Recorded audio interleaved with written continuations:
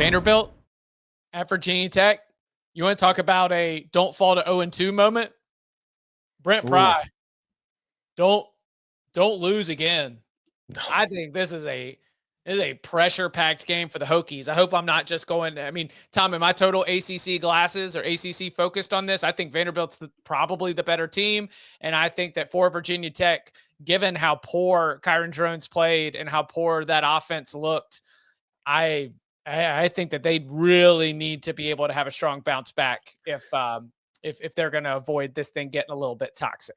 I mean, we are at risk of a little too much recency bias because, I mean, Vandy played Charleston Southern last week, so there's not a whole lot to take from it. But if you just based it off of what we saw from Vanderbilt last year, yeah, I think there's a very strong argument to make that Vanderbilt's the better team in this game. I mean, they did beat Virginia Tech last year, but also I don't want to put too much stock in the Hokies really not looking great against what could be a top, 20, could be a top 20-ish team this year. So yes, we talked about it after on the reaction show, and just Kyron Drones just did not show any kind of improvement to me, and I think that's a huge problem for this offense. They're going to have to run the ball effectively here against Vandy. You would hope that returning home and not being at a neutral site and being in front of your home crowd for the first time this year, the home opener, gives them some energy to help them get off to a good start. But you can also wonder,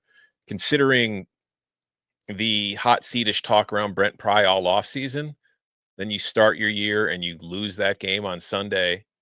It's like, what will the vibe be in that stadium to open it? Like, will it be as juiced as it could have been if you at least played better or won the game last week? I don't know. It is a very, very interesting spot this weekend where I do feel like there could be serious ramifications if Virginia Tech loses. Yes. I still feel like they played pretty good defensively.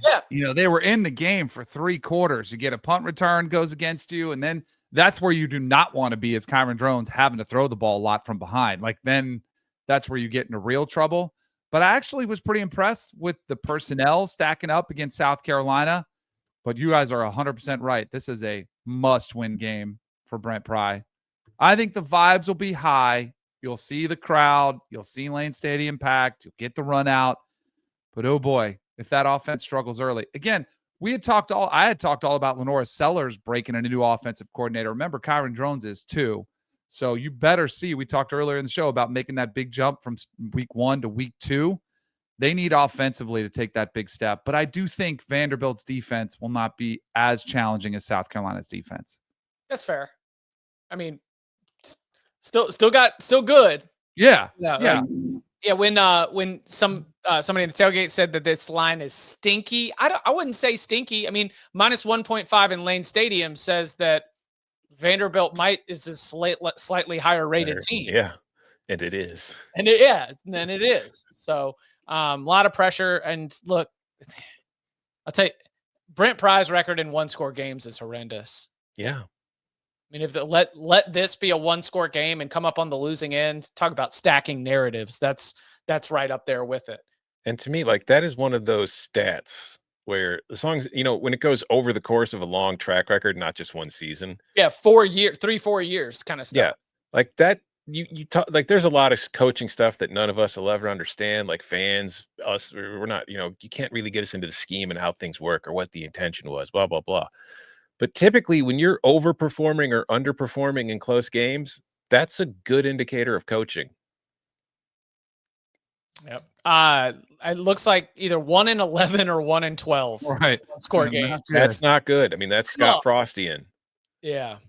Tough scene there.